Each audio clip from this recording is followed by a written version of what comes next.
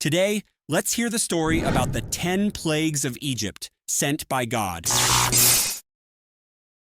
In the heat of the Egyptian sun, Moses stood before Pharaoh in the heart of Egypt's magnificent palace.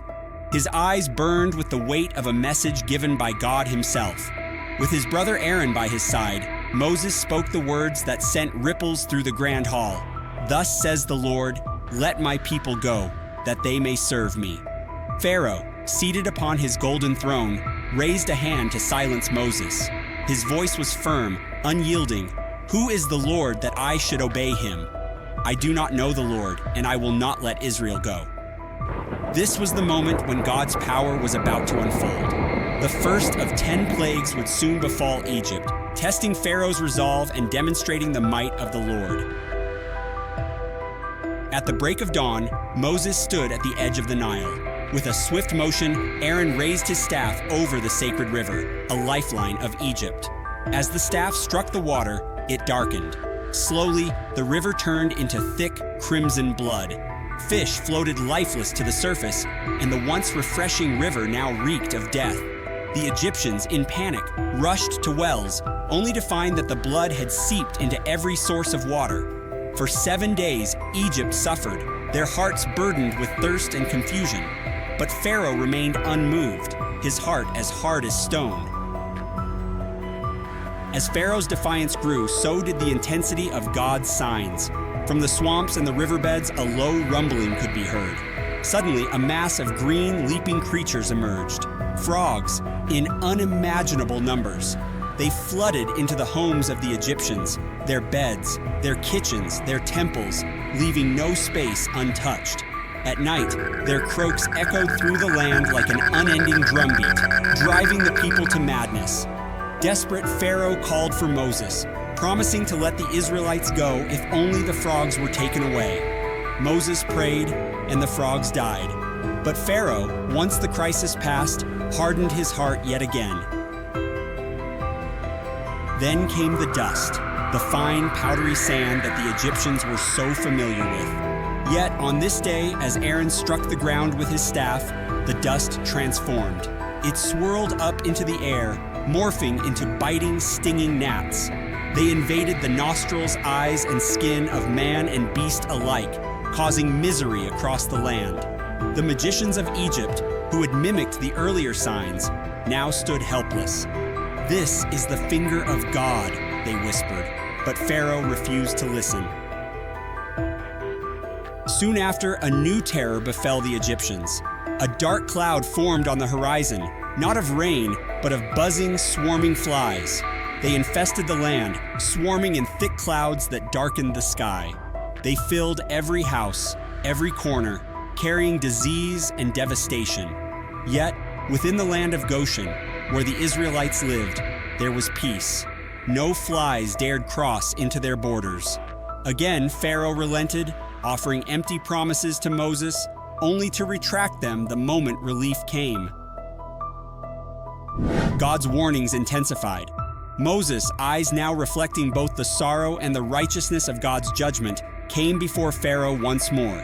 He raised his staff and spoke of the next calamity. In the fields, the livestock of the Egyptians began to stagger, then fall. One by one, cattle, horses, sheep, and goats, every animal the Egyptians relied on for food, transportation, and wealth, died.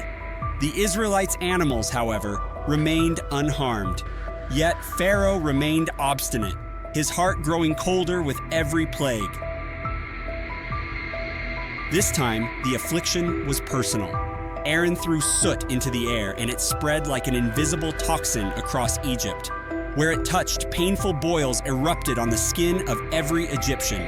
They covered the people from head to toe, a burning reminder of their defiance. Even Pharaoh's magicians could no longer stand before him, crippled by the same painful sores. Yet, Pharaoh's pride would not allow him to yield. Next came the storm. Moses lifted his hands to the heavens, and as he did, the skies darkened and hail rained down upon Egypt with a fury unmatched in history. Fire streaked through the sky, and the crashing hailstones destroyed crops, homes, and trees. Those who heeded Moses' warning took shelter, but many Egyptians watched in horror as their fields and livelihoods were obliterated. Only in Goshen, where the Israelites dwelled, was there calm. Pharaoh, broken by the destruction, again pleaded with Moses, but his resolve did not last. The next morning brought another wave of terror. A powerful east wind carried with it a swarm of locusts that blanketed the land.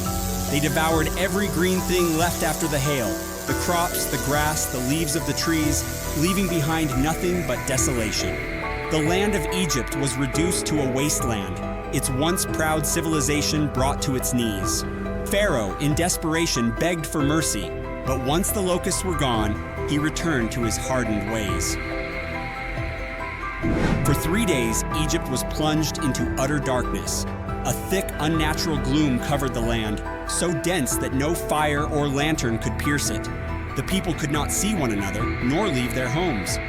Fear gripped every heart as they sat in isolation, blind and helpless.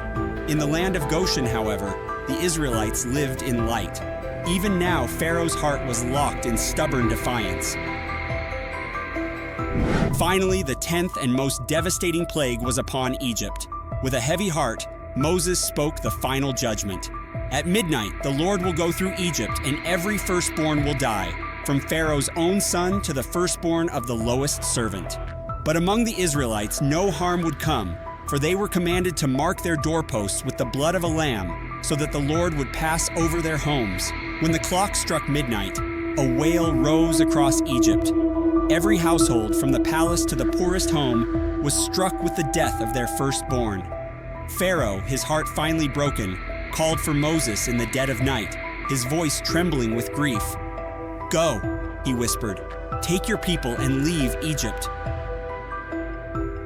As the Israelites gathered their belongings, the long-awaited moment of freedom was finally at hand. They walked through the streets of Egypt, their hearts filled with a mixture of awe, sorrow, and joy. The Lord had delivered them, just as he had promised. Yet, this was not just the end of their journey. It was the beginning of a new one that would lead them to the promised land, guided by the God who had shown his power through the plagues and his mercy through deliverance. Welcome to Diary of the Immortals, where legends are born and eternity awaits. Hit like and subscribe. Your support helps us making contents. Thank you. May God bless us all.